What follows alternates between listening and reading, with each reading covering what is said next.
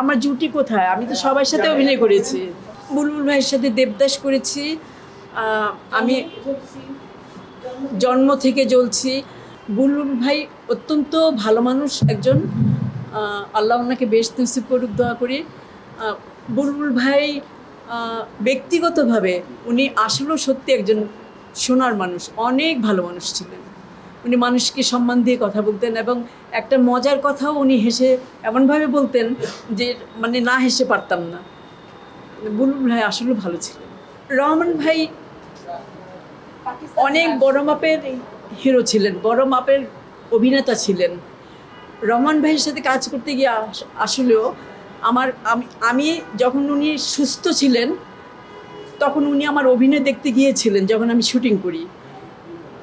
কিন্তু তখন কি ভেবেছিলাম যে উনি আমার জীবনে হিরো হয়ে আসবে? এটা কিন্তু আমি চিন্তা করিনি। আমি রহমান ভাইকে ওই অবস্থায় পেয়ে আমি তাও অনেক খুশি হয়েছিলাম যে আমি তো রহমান ভাইকে আমি অনেক মানে পছন্দ করতাম হিরো হিসাবে। আজকে উনি আমার পাশে আছেন। আমি অন্তর থেকে ওনার জন্য দোয়া করেছিলাম যে আল্লাহ যেন ওনাকে সুস্থ রাখেন। আপনি এইখানে সবাইকে যদি একটা চরিত্র দেন যে আপনি করে দেখান, আপনি করে ওনার মতো উনি করবো, ওনার মতো উনি করবে, এক একজন এক এক রকমভাবে করবে। কিন্তু ভালোকে এটা বলা বড় মুশকিল। দর্শক যাকে ভালো বলবে সেটাই তাকেই আমি ভালো বলবো। দর্শক কাকে বেশি পছন্দ করেছে আপনার? আমাকে।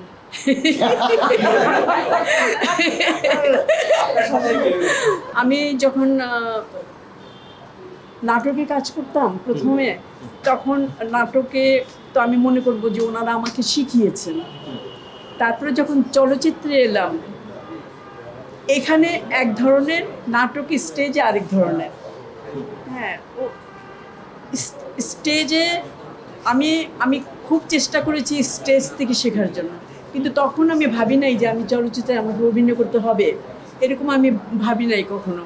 আমিও নাটক নিয়েই থাকতাম, নাটক নিয়ে ভাবতাম।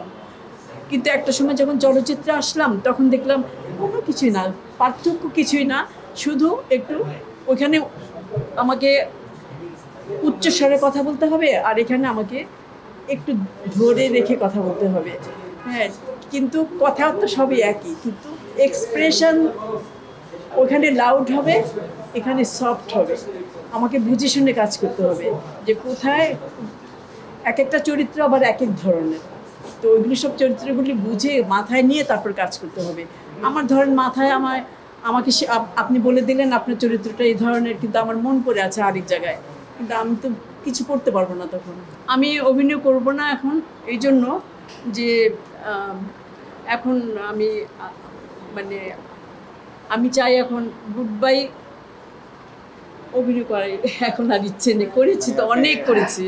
অভিনয়কে বিদায় জানালাম, মানে আমি চাই যে আমার জায়গায় আরও কেউ আসুক, আমি দোয়া করি ওরাও ভালো করুক, কিন্তু আমি অভিনয় করতে চাই না আর।